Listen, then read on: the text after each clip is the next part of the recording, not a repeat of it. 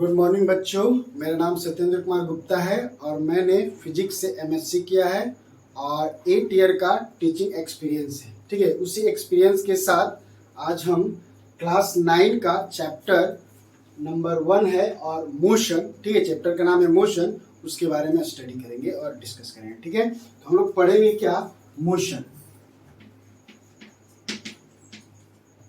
ठीक है, तो बच्चों मोशन होता क्या है कि जब कोई भी ऑब्जेक्ट हो अपना पोजीशन टाइम के रिस्पेक्ट में या अदर ऑब्जेक्ट के रिस्पेक्ट में चेंज करता हो तो हम कहते हैं वो बॉडी जो है वो मोशन में है।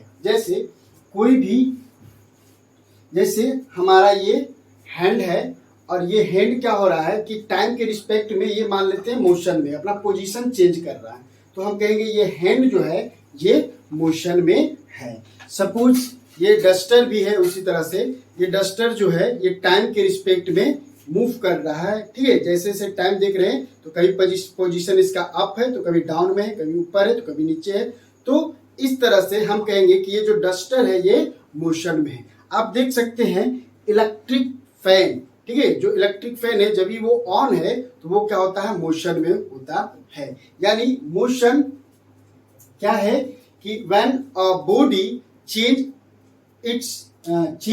its position with respect to time or other object then body is in motion। Okay, अच्छा, और भी हम लोग देखते हैं, थोड़ा और भी एग्जांपल लेते हैं। जो सन है, ठीक है, ये सन है हमारा और इसके चारों ओर प्लेनेट रिवॉल्व करते हैं। ठीक है, तो ये जो हमारा थर्ड प्लेनेट है अर्थ, तो अर्थ क्या होता है, अर्थ ये इसके चारों ओर रिवॉल्व कर रहा है। ठीक है, तो अर्थ क्या है, मोशन में है। सन भी अपने एक्सिस पे क्या करता है, रिवॉल्व इस तरह से घूमता है। ठीक है, तो ये भी क्या है कि रोटेशनल मोशन करता है, यानी ये भी क्या कर रहा है, मोशन में है। ठीक है, यानी अर्थ भी मोशन में है, सन भी मोशन में है, पूरा जितना भी सोलर सिस्टम है, प्लेनेट है, वो सब रिवॉल्व करते हैं, मोशन में होते हैं। ठीक है, इसके अब जो सैटेलाइट है, इसका जो सैटेलाइट है मून, वो भी क्या होता है, मोशन में होता है। हर एक चीज, ठीक है, इधर में लगभग हम लोग जो जैसे बस, हर एक चीज नहीं बोल सकते हैं, बस यदि मूविंग बस है तो वो मोशन में होगा। ठीक है, साइकिल कोई बच्चा चला रहा है वो मोशन में होगा, चलती हुई ट्रेन वो मोशन में होगा। ठीक है, यहाँ तक कि ट्री भी जो है, ठीक है, ये जो ट्री है वो भी मोशन में होता है। लेकिन ये देखा गया है कि ट्री जो है कुछ ईयर में अपना पोजीशन धीरे धीरे चेंज करता है। ठीक है, तो उसे हम नेग्लेक्ट करने के बाद हम कह सकते हैं कि ये रेस्ट में होता है। यदि उसको इंक्लूड करके हम लोग चले तो ट्री भी मोशन में होता है, लेकिन फिजिक्स में यहाँ पे उसको हम लोग नेग्लेक्ट करके चलते हैं। ठीक है, यानी वस्तुएं जो अपना पोजीशन चेंज करता है टाइम के रिस्पेक्ट में, उसे हम लोग मोशन में कहते हैं। ठीक है, अब हम लोग आगे बढ़ते हैं। ठीक है, इसका एग्जाम्पल आप ले सकते हैं, motion of the earth around the sun, ठीक है, और मूविंग बस, मूविंग कार, ये सब मोशन में होता है। ठीक है, अब क्या है, एक रेस्ट। ठीक है, रेस्ट क्या है, तो यदि कोई बॉडी, मान लेते हैं ये कोई बॉडी ए है और ये अपना टाइम के रिस्पेक्ट में अपना पोजीशन चेंज नहीं कर रहा है। ठीक है, यदि हम इसे ग्राफ में देखें बच्चों इस तरह से, तो ये मान लेते हैं ये मेरा एक्स एक्सिस है और ये वाई एक्सिस है और ये मेरा डिस्टेंस बता रहा है 1 2 3 4 5 6 7। ठीक है, हम टाइम को देखते जा रहे हैं, 1 सेकेंड हुआ और हम देखिए इसका पोजीशन शुरू में क्या है, 5 मीटर के या 1 2 3 मीटर के डिस्टेंस में है। ठीक है, और टाइम हम देख रहे हैं, टाइम बीतता जा रहा है लेकिन इसका पोजीशन चेंज नहीं हो रहा है। ठीक है, तो पोजीशन चेंज नहीं हो रहा है तो हम कहेंगे कि ये बॉडी जो है रेस्ट में है। ठीक है, तो आप रुकी हुई बस, रुकी हुई कार, ठीक है, ये सब, यहाँ तक कि ये जो ग्रीन बोर्ड है ये क्या है, रेस्ट में है, टाइम के साथ ये अपना पोजीशन चेंज नहीं कर रहा है, तो हम बोलेंगे कि ये रेस्ट में है। ठीक है, यानी any body that does not change its position with respect to time or other body called the body is in rest। ठीक है, यानी कोई भी बॉडी जो है अपना पोजीशन चेंज नहीं करता है टाइम के साथ या अदर ऑब्जेक्ट के रिस्पेक्ट में, तो उसे हम रेस्ट में मानते हैं। ठीक है, आप इसका एग्जांपल ले सकते हैं, a stop car, a stop bus, या ये देखिए ये ग्रीन बोर्ड। ठीक है, स्कूल में जो रखा हुआ माने डस्टर है, जिस सिर्फ रखा हुआ डस्टर है, वो भी क्या है, रेस्ट में होता है। ठीक है, चलिए अब हम लोग आगे पढ़ते हैं type of motion. Okay, types of motion. तो मोशन के टाइप, ठीक है, तो पहला टाइप क्या होता है, लीनियर मोशन। ठीक है, लीनियर मोशन ये क्या है, मोशन का टाइप है। तो बच्चों लीनियर मोशन क्या कहलाता है कि जब कोई बॉडी मोशन तो कर रहा है लेकिन एक स्ट्रेट लाइन में कर रहा हो। ठीक है, सपोज ये एक कार है और ये कार जो है ये एक स्ट्रेट लाइन में मोशन कर रहा है, तो हम कहेंगे कि ये जो बॉडी है लीनियर मोशन कर रहा है। ठीक है, ये बॉडी लीनियर मोशन में है। ठीक है, अच्छा, लीनियर मोशन को दो भागों में और हम लोग बांटते हैं। इससे यदि हम लोग हायर क्लास में जाएंगे तो इसको और डीपली स्टडी किया जाती है, और हम थोड़ा संक्षेप में इसे बता देते हैं। एक होता है रेक्टिलिनियर मोशन,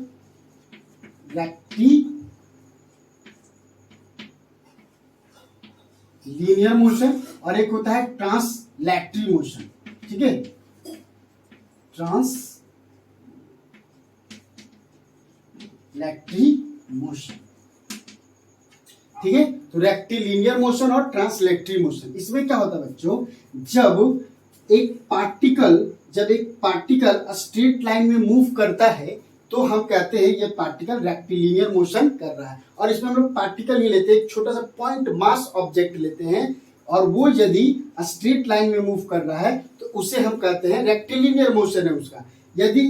यदि कोई बॉडी ही पूरा का पूरा बॉडी ही स्ट्रेट लाइन में मोशन कर रहा है तो उसे हम कहेंगे कि ये बॉडी जो है वो ट्रांसलेटरी मोशन में है। ठीक है, तो इसी लीनियर मोशन को ही दो भागों में बांट दिया गया है, पॉइंट मास ऑब्जेक्ट के लिए रेक्टिलिनियर मोशन और होल बॉडी के लिए ट्रांसलेटरी मोशन। तो कभी रेक्टिलिनियर मोशन या ट्रांसलेटरी मोशन होता है तो दिया रहता है, तो कंफ्यूज नहीं होना है, वो लीनियर मोशन का ही एक टाइप है। ठीक है, रेक्टिलिनियर मोशन, इसी को दो भागों में बांटा गया है। ठीक है, अब हम लोग आते हैं सर्कुलर मोशन। ठीक है, सर्कुलर मोशन। ठीक है, सर्कुलर मोशन क्या होता है बच्चों, जब कोई बॉडी एक सर्कल पे मूव करता है। ठीक है, एक सर्कल पे मूव करता है, जैसे ये हमारा सर्कल है और इस पे मान लेते हैं ये प्लेनेट है, ये या कोई ये प्लेनेट है और ये सर्कल पे ये रिवॉल्व कर रहा है, घूम रहा है, तो हम कहेंगे कि ये जो बॉडी है, ये जो प्लेनेट है, इसका मोशन कैसा है, सर्कुलर मोशन है। ठीक है, उसी तरह से हम लोग देखते हैं कि ठीक है, उसी तरह से जो वॉच का जो हैंड होता है वो भी सर्कुलर मोशन में होता है। फैन जो रिवॉल्व करता है वो भी क्या होता है, फैन का जो मोशन है वो भी सर्कुलर मोशन है। ठीक है, और जितने भी ऐसे तो प्लेनेट जितना भी है, जैसे ये सन है और इसके चारों ओर जो प्लेनेट रिवॉल्व कर रहे हैं वो इलिप्टिकल पाथ पे रिवॉल्व करते हैं, लेकिन 9 स्टैंडर्ड में हम समझने के लिए ये भी कह सकते हैं कि ये सर्कुलर पाथ पे रिवॉल्व कर रहा है। ठीक है, यानी इसकी मोशन कैसी है, सर्कुलर मोशन करता है। ठीक है, बात को समझ में आ गया। यानी when a body moves along a circular path, ठीक है, तो then the body is in circular motion, तो वो बॉडी जो है सर्कुलर मोशन में होता है। ठीक है, अब हम लोग एक रोटेशनल मोशन, इसी में क्या आता है, एक रोटेशनल मोशन भी हम लोग उसको कहते हैं, रोटेशनल मोशन, जब कोई ऑब्जेक्ट अपने एक्सिस के चारों ओर घूमना शुरू कर देता है। मान लेते हैं हमारे पास एक एक्सिस सीधा सीधे ले जाए और हम इस तरह से घूमना स्टार्ट कर दे, इस तरह से घूमना स्टार्ट कर दे, तो इसे हम क्या कहते हैं, इसे हम कहते हैं रोटेशनल मोशन। ओके, इसे हम लोग कहते हैं रोटेशनल मोशन, जब वो रिवॉल्व कर रहा है। ठीक है, इसे हम लोग रोटेशनल मोशन कहते हैं। ठीक है, अब हम लोग आ जाते हैं वाइब्रेटरी मोशन। ठीक है,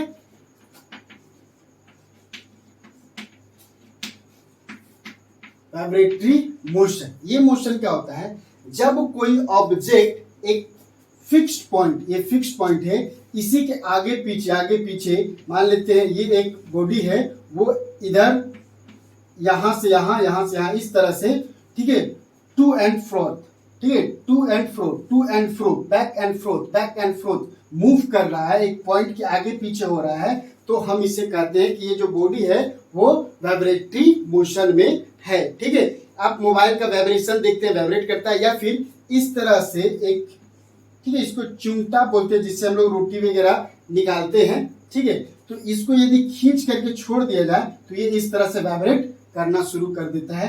ये वाइब्रेटरी मोशन का एग्जांपल हो गया। ठीक है, तो वाइब्रेटरी मोशन किसे कहेंगे, when a body move such, when a body moves to and fro, ठीक है, तो या back and forth, then the body is in vibratory motion. ठीक है, एक ऑसिलेटरी मोशन भी होता है, तो उसका एम्पलीट्यूड जो क्या होता है, बड़ा होता है, वो आगे पीछे वो भी तेजी से होता है, लेकिन उसका एम्पलीट्यूड बड़ा होता है। बस यही डिफरेंस है उसमें। वाइब्रेटरी मोशन में एम्पलीट्यूड छोटा होता है और ऑसिलेटरी मोशन में एम्पलीट्यूड बड़ा होता है, जबकि मोशन दोनों सेम टाइप का है, वो भी एक पॉइंट के आगे पीछे होगा, इसमें भी वो भी क्या है, एक पॉइंट के आगे पीछे होगा। Vibratory motion is also called oscillatory motion. ठीक है, बस उसमें एम्पलीट्यूड बड़ा होगा, इसमें एम्पलीट्यूड छोटा होता है।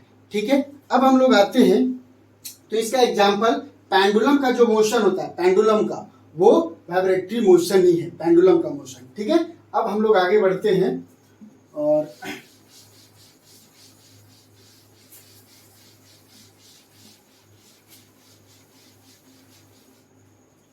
अब हम लोग देखते हैं रिफरेंस पॉइंट। रिफरेंस पॉइंट क्या होता है। ठीक है, तो बच्चों हम लोग देखते हैं, जब कोई बॉडी, मान लीजिए ये बॉडी मोशन में है और हम इसकी स्टडी करना चाहते हैं, कोई बॉडी मोशन में है और हम इसकी क्या करना चाहते हैं, स्टडी करना चाहते हैं, तो इसकी स्टडी करने के लिए कि ये इतने समय में कितना डिस्टेंस ट्रेवल किया, इसकी स्पीड क्या है, इसकी वेलोसिटी क्या है, ये जानने के लिए हमें एक रिफरेंस पॉइंट जानना जरूरी होता है, और उसी रिफरेंस पॉइंट से हम इसकी ये क्या करते हैं कि स्टडी करते हैं।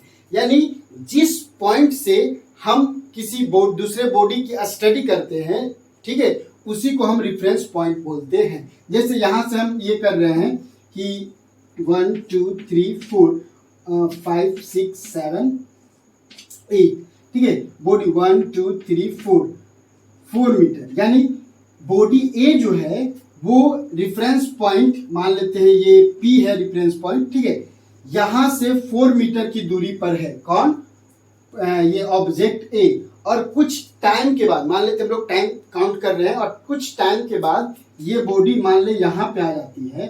ठीक है, यहाँ पे आ जाती है 5 6 7, हाँ 7 मीटर, यानी इसकी पोजीशन अब क्या हो गई, अब यहां से इसकी पोजीशन हो गई है 7 मीटर, पहले कितनी थी 4 मीटर। तो ये तो पता चलता है कि ये बॉडी क्या है, मोशन में है। ठीक है, और यहां से इसका जो स्टडी किया जा रहा है वो इस पॉइंट से किया जा रहा है। ठीक है, तो इसकी स्टडी हम लोग, तो इसी को हम लोग रेफरेंस पॉइंट बोलते हैं। यानी किसी मूविंग बॉडी का या रेस्ट बॉडी का कोई भी ऑब्जेक्ट है, उसके स्टडी कर रहे हैं, तो उसके लिए एक रेफरेंस पॉइंट चाहिए, और वहीं से हम उसका वेलोसिटी या फिर डिस्टेंस ये सब कैलकुलेट करते हैं। ठीक है, ये रहा हमारा रेफरेंस पॉइंट। ओके, अब हम लोग आगे आते हैं रिलेटिव टर्म। रिलेटिव टर्म क्या होगा, रिलेटिव टर्म, ठीक है, रिलेटिव टर्म यानी रिलेटिव मोशन के बारे में बात कर रहा है। तो रिलेटिव टर्म क्या होता है कि कोई ऑब्जेक्ट जो है वो रेस्ट में है, कोई ऑब्जेक्ट क्या है, रेस्ट में है, लेकिन एक रेफरेंस पॉइंट के लिए, और दूसरे रेफरेंस पॉइंट के लिए वो बॉडी मोशन में भी हो सकता है। जैसे मान लेते हैं एक ट्रेन है, ये ट्रेन है, और यहाँ पे एक प्लेटफॉर्म है। ठीक है, ये एक प्लेटफॉर्म है, ये प्लेटफॉर्म है, और यहाँ पे एक व्यक्ति खड़ा है।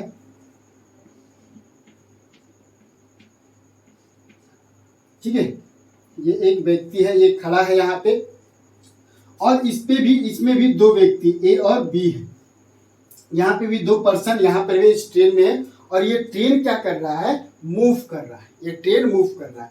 तो होगा क्या, ए के लिए ये जो बी पर्सन है वो रेस्ट में लगेगा, क्योंकि गाड़ी मूव कर रहा है और दोनों बगल के एक ही साथ सीट पे बैठे हुए हैं, तो ए को बी ऐसा लगेगा कि वो रेस्ट में है, लगेगा क्या, उसके रिस्पेक्ट में ही रहेगा, वो रेस्ट में। लेकिन इसके रिस्पेक्ट में बी क्या होगा, मोशन में होगा, बी क्या होगा, मोशन में होगा, क्योंकि ट्रेन मूव कर रहा है और साथ ही साथ दोनों मोशन में है। यदि इसको हम लोग रेफरेंस पॉइंट मानते हैं, इस ए को, तो ये रेस्ट में है, लेकिन यदि इसे रेफरेंस पॉइंट मानते हैं तो ये बी क्या है, वो मोशन में। तो इसी को हम लोग बोलते हैं रिलेटिव टर्म्स, ठीक है। यानी ये जो मोशन और रेस्ट है ये एक रिलेटिव टर्म है, एक दूसरे के रिस्पेक्ट में फाइंड किया जाता है, ठीक है, रिस्पेक्ट में फाइंड किया जाता है। हम लोग एग्जैक्टली बोले कि ये रेस्ट में है और ये मोशन में है, तो ये पॉसिबल नहीं है। आप किसके रिफरेंस में आप बोल रहे हैं, ये किसका रिस्पेक्ट में आप बोल रहे हैं, तो आपको उसी एक रेफरेंस पॉइंट के लिए वही बॉडी मोशन में होगा और दूसरे रेफरेंस पॉइंट के लिए वही बॉडी रेस्ट में भी हो सकता है, ठीक है। तो इसीलिए बोला गया है कि ये जो रेस्ट और मोशन है वो रिलेटिव टर्म है, ओके। जैसे और भी एक एग्जांपल लेते हैं, सपोज ये सन है, ठीक है, ये सन है और इसके चारों ओर क्या है कि ये आपका ये अर्थ है, ठीक है, और अर्थ है और इसके चारों ओर ये रिवॉल्व कर रहा है, ये आपका ये मून है, ठीक है, ये मून है। अब मून से यदि यहाँ पे कोई दो ऑब्जेक्ट है, दो पर्सन है, यहाँ पर वही सिचुएशन यहाँ भी ले लेते हैं, यहाँ पे दो पर्सन है, तो इस पर्सन के लिए ये रेस्ट में हो, मान लेते हैं कि यहाँ पे ये दोनों रेस्ट में बैठे हुए एक जगह, अर्थ पे कहीं एक जगह बैठे हुए हैं, तो इस पर्सन के लिए ये रेस्ट में लगेगा। लेकिन मून पे कोई सी पर्सन है, यहाँ पर भी है, उसके लिए ये पर्सन क्या लगेगा कि मोशन में, क्योंकि अर्थ तो खुद रोटेट करता है, घूमता है, और ये मून जो है ये भी इसके चारों ओर रिवॉल्व कर रहा है, ठीक है, और अर्थ भी मोशन में, अर्थ भी इधर से ऐसे ऐसे घूम रहा है, ठीक है। इसलिए इस पे जो व्यक्ति है उसे क्या लगेगा कि ये मोशन में है, लेकिन यहाँ पे अर्थ पे उसके बगल में जो व्यक्ति बैठा हुआ है उसे वो लगेगा कि वो रेस्ट में है, ठीक है। तो इससे हम लोग रेस्ट मोशन मतलब रिलेटिव टर्म के नाम से जानते हैं, ठीक है। बात समझ में आया, तो ये रहा। उसके बाद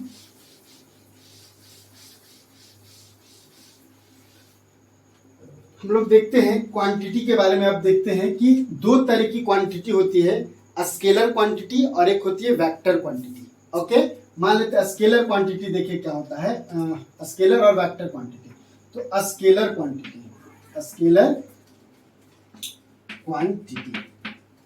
ठीक है, ये सब का डेफिनेशन पीडीएफ में मिल जाएगा जो डिस्क्रिप्शन के नीचे दिया गया है, ठीक है।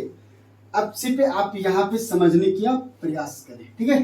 तो स्केलर क्वांटिटी क्या होता है, वैसी क्वांटिटी जो डायरेक्शन पे डिपेंड ना करे, ठीक है, डायरेक्शन से उसे कोई मतलब नहीं है, डायरेक्शन चेंज होने से उसके वैल्यू में कोई इफेक्ट ना पड़ता हो, तो उसे हम क्या कहते हैं, स्केलर क्वांटिटी। जैसे मास, ठीक है, टाइम, ठीक है, वॉल्यूम, ठीक है, वॉल्यूम, एरिया, ठीक है, ये सब ऐसे क्वांटिटी है जो डायरेक्शन पे डिपेंड नहीं करता है, जो डायरेक्शन पे डिपेंड नहीं करता है, यानी those quantity which do not depends on the direction, ठीक है, उससे हम लोग स्केलर क्वांटिटी बोलते हैं। लेकिन अब एक होता है वेक्टर, अच्छा ये स्केलर क्वांटिटी, ये क्या हो सकता है, ये पॉजिटिव और नेगेटिव, ये स्केलर जो क्वांटिटी है, यहाँ पे नहीं, उसके वो बाद में हम लोग स्टडी करेंगे, ठीक है। ये स्केलर क्वांटिटी। अब क्या है वेक्टर क्वांटिटी,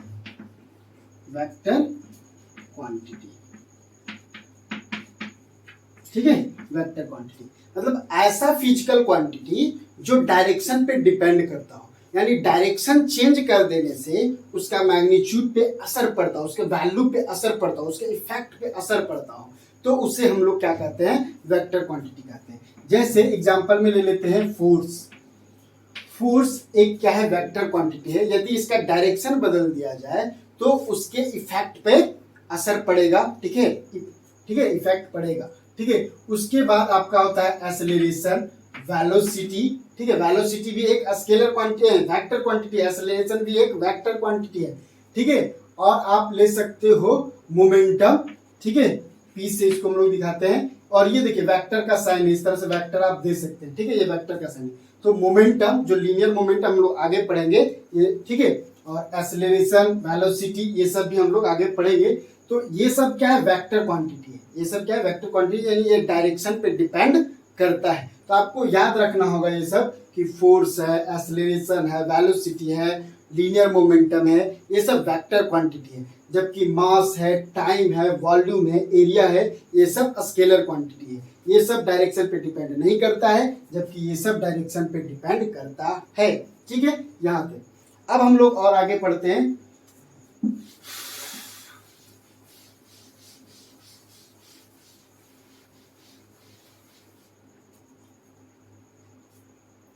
अब हम लोग देखते हैं डिस्टेंस एंड डिस्प्लेसमेंट। ठीक है, डिस्टेंस एंड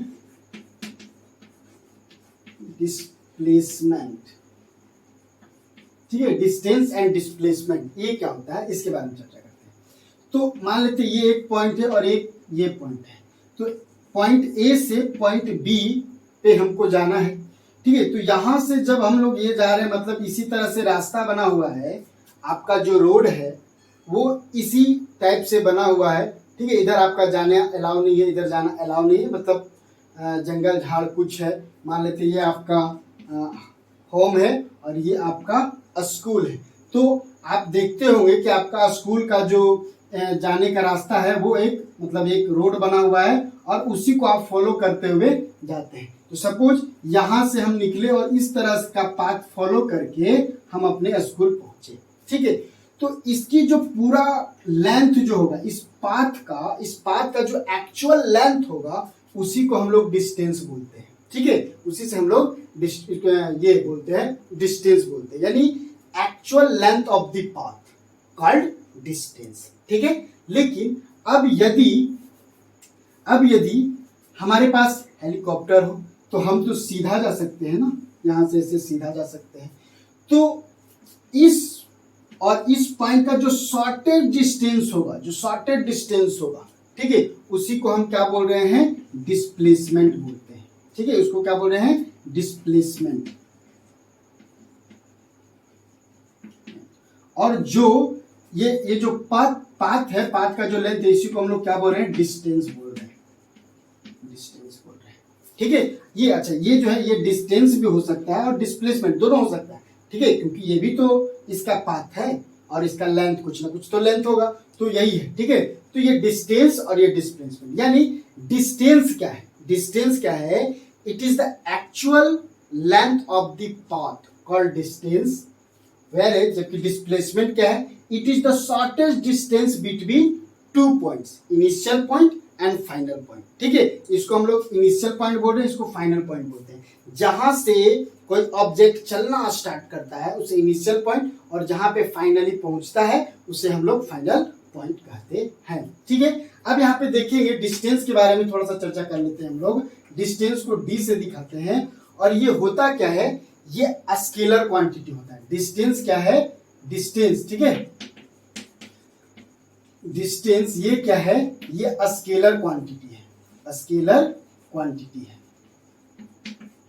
ठीक है, क्वांटिटी, ये स्केलर क्वांटिटी है। ठीक है, और ये क्या है, मतलब ये डायरेक्शन पे डिपेंड नहीं करेगा। इसका जो एसआई यूनिट है वो क्या होता है, मीटर होता है, इससे हम मीटर में मेजर करते हैं। ठीक है, उसके बाद ये जो है जीरो और पॉजिटिव होगा, नेगेटिव कभी नहीं होता है। ठीक है, तो ये जीरो पॉजिटिव होता है, नेगेटिव नहीं होता है। ठीक है, किसी का डिस्टेंस यदि कोई बोलता है कि मेरा जो घर का और स्कूल का जो डिस्टेंस है वो -2 किलोमीटर है, तो ये रॉन्ग स्टेटमेंट है, ये सही नहीं है। ठीक है, अच्छा, अब हम लोग आते हैं डिस्प्लेसमेंट। डिस्प्लेसमेंट में क्या है, ये डिस्प्लेसमेंट, तो डिस्प्लेसमेंट में क्या है, ये एक वेक्टर क्वांटिटी है, ठीक है, ये एक वेक्टर क्वांटिटी है, ठीक है, ये वेक्टर क्वांटिटी है। अच्छा, इसका जो एसआई यूनिट होता है वही होता है मीटर, इसका भी होता है मीटर, एसआई यूनिट मीटर होता है। लेकिन ये क्या है, ये जीरो भी हो सकता है, पॉजिटिव भी हो सकता है और नेगेटिव भी हो सकता है, ठीक है, ये नेगेटिव भी हो सकता है। अब क्वेश्चन उठता है कि ये नेगेटिव होगा कैसे, ठीक है, तो हम एक सिचुएशन लेते हैं यहाँ पे, ठीक है, इस सिचुएशन में काम करते हैं कि मान लेते हैं ये हमारा ए से बी तक कोई व्यक्ति ए से लेकर के बी तक गया, ठीक है, तो ये तो इसका डिस्प्लेसमेंट हो गया। लेकिन अब क्या कर रहे हैं, यहां से यहां पे आए, ठीक है, यहां गए और फिर रिटर्न यहीं पे आ गए, यानी इनिशियल पॉइंट भी यही है, फाइनल पॉइंट भी यही है। तो अब डिस्प्लेसमेंट यहाँ पे क्या हो जाएगा, जीरो हो जाएगा, ठीक है, डिस्प्लेसमेंट क्या हो जाएगा, जीरो हो जाएगा। इनिशियल पॉइंट और फाइनल पॉइंट यदि सेम हो जाए तो डिस्प्लेसमेंट मेरा जीरो हो जाता है। अब यदि यहां तक, अब दूसरा केस लेते हैं, अब बॉडी मान लो यहां से यहां गया और फिर रिटर्न बैक होकर के यहां चला गया पॉइंट सी पे, ठीक है, तो यहां पे क्या होगा, यदि इस डायरेक्शन को हम लोग पॉजिटिव ले रहे हैं तो इधर चलने के डायरेक्शन को हम क्या लेंगे, नेगेटिव लेंगे। मान लो यहां से ये यहां पर आया है और 5 मीटर का डिस्टेंस टेबल किया, तो इधर वाले को हम पॉजिटिव मान लेते हैं। और जब इधर जाएगा तो यहां तक फिर 5 मीटर, यहां से लेके यहां तक फिर 5 मीटर चला है, यानी -5 मीटर। उसके बाद फिर यहां से यहां तक चला है तो -3 मीटर, ठीक है। तो अब क्या है, ये दोनों हम लोग ऐड करेंगे सबको, तो क्या हो जाएगा, ये 5 से 5 कैंसिल और ये जो 3 है -3 मीटर, ये मेरा क्या रहेगा, फाइनल डिस्प्लेसमेंट रहेगा। तो यहाँ पे डिस्प्लेसमेंट क्या हो जा रहा है, नेगेटिव हो जा रहा है, ठीक है, ये यहाँ पे डिस्प्लेसमेंट क्या हो जा रहा है, नेगेटिव हो जा रहा है। और हम लोग और भी इसके बारे में स्टडी करते हैं, लिखते हैं, ठीक है, इसे आप नोट डाउन करना चाहेंगे तो करें, ऐसे पीडीएफ में सब कुछ दिया हुआ है, ठीक है। चलिए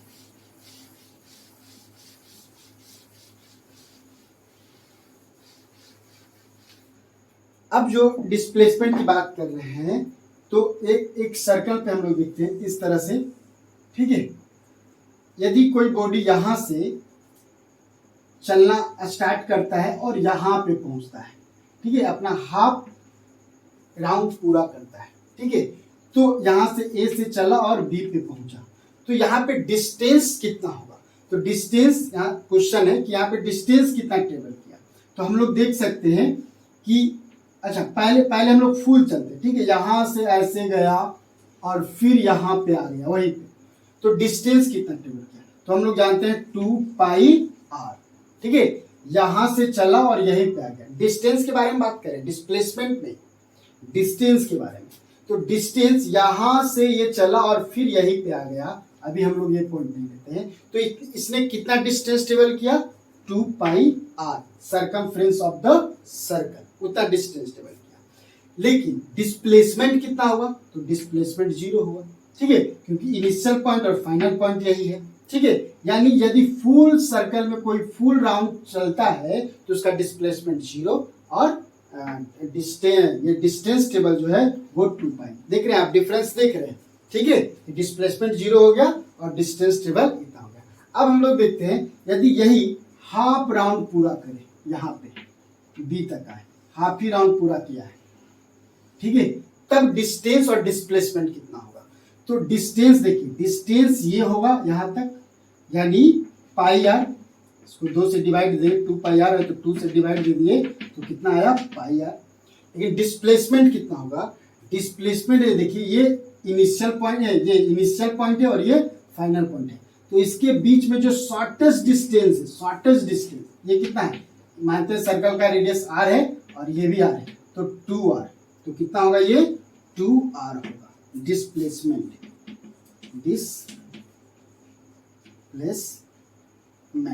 ठीक है, डिस्प्लेसमेंट कितना हो जाएगा, ये 2r होगा। लेकिन डिस्टेंस कितना होगा, डिस्टेंस ये कितना होगा, πr होगा, ठीक है। तो ये अंतर होता है डिस्टेंस और डिस्प्लेसमेंट, और सारा प्रॉब्लम अभी करेंगे हम लोग नेक्स्ट वीडियो में, न्यूमेरिकल वगैरह करेंगे। तो ये रहा, ठीक है। अब हम लोग आते हैं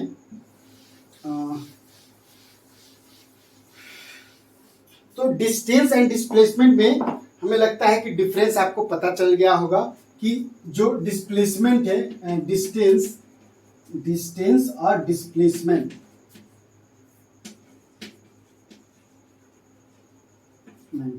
तो क्या है, ये स्केलर क्वांटिटी है जबकि ये वेक्टर क्वांटिटी है। ठीक है, अभी बताए ये जो है पॉजिटिव और जीरो होता है जबकि ये नेगेटिव और जीरो और पॉजिटिव तीनों होता है। ठीक है, इसका एसआई यूनिट तो वो तो दोनों सेम हो गया। ठीक है, तो यहाँ पर इसका एक डेफिनेशन दे दीजिएगा। ठीक है, पूछता है, ये क्वेश्चन पूछता है right the difference between distance and displacement, तो यही चीज लिख दी जाए। एक डेफिनेशन हो गया, दूसरा ये स्केलर, ये वेक्टर, तीसरा ये पॉजिटिव और ये जीरो हो सकता है, और ये जीरो पॉजिटिव एंड नेगेटिव तीनों हो सकता है। ठीक है, ये डिफरेंस आप लिख दीजिएगा। अब हम लोग आते हैं ऑडोमीटर। ठीक है, ऑडोमीटर क्या होता है, तो किसी भी व्हीकल का स्पीड मेजर करने के लिए एक डिवाइस यूज होता है जिसे हम ऑडोमीटर बोलते हैं। ठीक है, तो ऑडोमीटर क्या है, odometer it is a device, distance, हम स्पीडोमीटर का डेफिनेशन बता दिए, कोई दिक्कत नहीं। अभी हम लोग यहाँ पे ऑडोमीटर पढ़ रहे हैं। It is a device that measure the distance travel by the body. कोई भी बॉडी जितना डिस्टेंस ट्रेवल करता है उसे मेजर करने के लिए एक डिवाइस है जिसे हम ऑडोमीटर कहते हैं। अब बाइक में ये गोल सा, ठीक है, आगे में हैंडल के पास देखते होंगे और यहाँ पे नंबर लिखाते रहता है।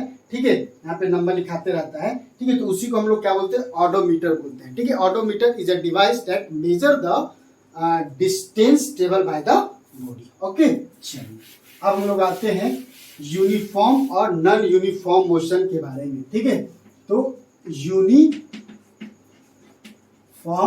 मोशन, ठीक है, यूनिफॉर्म मोशन क्या होता है, इसे हम लोग एक टेबल के माध्यम से समझेंगे।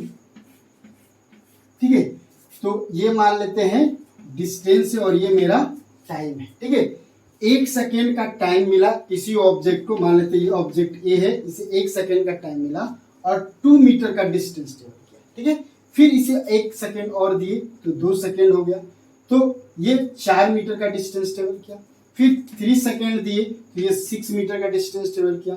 इसको हम फिर 4 सेकेंड का टाइम दिए, ये 8 मीटर किया। 5 सेकेंड का टाइम दिए, ये 10 मीटर डिस्टेंस को ट्रेवल किया। तो हम कहेंगे कि ये इक्वल टाइम इंटरवल में इक्वल डिस्टेंस ट्रेवल कर रहा है। ठीक है, तो ऐसे बॉडी को के मोशन को हम लोग यूनिफॉर्म मोशन कहते हैं। यानी when a body travel equal distance in equal interval of time, ठीक है, then the body is in uniform motion. ठीक है, ये यूनिफॉर्म मोशन में होगा। ठीक है, बात समझ में आ रहा है। अब हम लोग नॉन यूनिफॉर्म मोशन के बारे में ये कर रहे हैं, नॉन यूनिफॉर्म मोशन। ओके, तो इसके बारे में चर्चा कर रहे हैं। फिर उसी तरह से एक हम लोग टेबल ड्रॉ करेंगे और लिखते हैं, ये हमारा डी और ये टी हो जाएगा, यहाँ पे आ जा रहे हैं हम लोग। तो फिर इसे 1 सेकेंड का टाइम दिया गया, लेकिन ये 2 मीटर का डिस्टेंस ट्रेवल किया है। ठीक है, उसके बाद फिर इसे 2 सेकेंड का टाइम दिया गया और ये मान लेते हैं ये 3 मीटर का डिस्टेंस ट्रेवल किया गया। फिर इसके बाद 3 सेकेंड का दिए, फिर ये हाफ मीटर का डिस्टेंस, मैंने ये 1.5 मीटर का डिस्टेंस, 1.5 मीटर का डिस्टेंस ट्रेवल किया है। उसके बाद 4 सेकेंड दिया गया, फिर ये 3 मीटर का ये ट्रेवल किया है।